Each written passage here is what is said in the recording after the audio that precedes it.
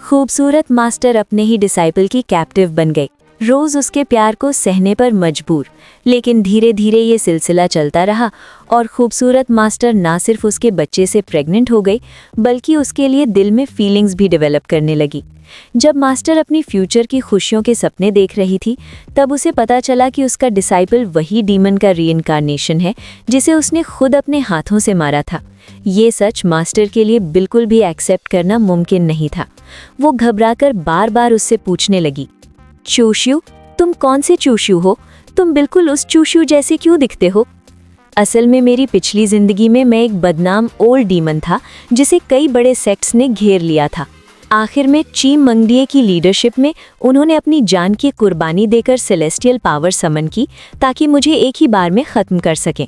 मुझे पता था कि मौत तय है, इसलिए मैंने सुसाइड करना ही चूज़ किया। जब सब लोग बर्बाद बैटलफील्ड को देख रहे थे, सब इमोशनल हो गए। उन्होंने कभी एक्सपेक्ट नहीं किया था कि एक डीमन सुसाइड करेगा, लेकिन उन्हें पता नहीं था कि ये सब मेरी प्लान का हिस्सा था। 1 महीने बाद मैंने फिर से आंखें खोली, युनशिया पीक पर क्षिंगच्वान के एल्डेस्ट डिसाइपल की केव में।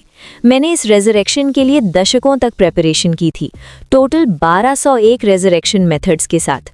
पर मैंने कभी एक्सपेक्ट नहीं किया था कि मैं अपने दुश्मन क्षी मंगडिये के एल्डेस्ट डिसाइपल के रूप में रीबॉर्न हो जाऊंगा। ओरिजिनली मेरा प्लान था कि मैं चुपचाप होली लैंड का होली सन बन जाऊं और ऐसी लाइफ जीऊं जहां खूबसूरत लड़कियां खुद मेरे पास आएं। लेकिन जब मैंने अपनी करंट बॉडी चेक की, मैं शॉक हो गया। इस बॉडी की कल्टीवेशन डिस्ट्रॉय हो चुकी थी और उसकी लक एप्टीट्यूड से भी ज़्यादा ख़राब थी। उसकी ओवरऑल कॉम्बैट स्ट्रेंथ एक मुर्गी से भी कम थी। ये सब इसलिए हुआ क्योंकि 10 दिन पहले ओरिजिनल बॉडी का ओनर एक लड़की के लिए जेलस फाइट में लाइफ और डेथ हरीना चला गया था। वहाँ वो एक ही मूव में हार गया, उसकी कल्टीवेशन ख़त्म हो गई और उसे एक्सट्रीम ह्यूमिलिएशन मिला। इस वजह से उसका बॉडी कल्टीवेशन करने की एबिलिटी भी खो बैठा। उसकी मेमोरीज देखकर मैं बिल्कुल स्टन रह गया। ये बॉडी बिल्कुल बेकार थी, पुअर एप्टीट्यूड और सिवियर इंजरीज के साथ। सीधा सीधा बोलूं तो ये कबाड़ जैसा बॉडी था। खुशकिस्मती से मेरे पास अभी भी एक प्लान था।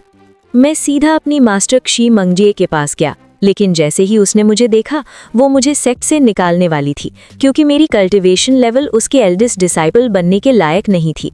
मैं गुस्से में बोला, मास्टर, आपको पता भी है मेरी कल्टीवेशन इतनी लो क्यों है? अगर आप सारे कल्टीवेशन रिसोर्सेज सिर्फ जूनियर ब्रदर्स और सिस्टर्स को देते और मुझे भी देते, तो क्या मैं इतने वीक होता? ये सुनते ही क्षी मंगडिये गुस्से से भर गई। मैं ठंडी हंसी के साथ बोला, आप मुझे रिसोर्सेज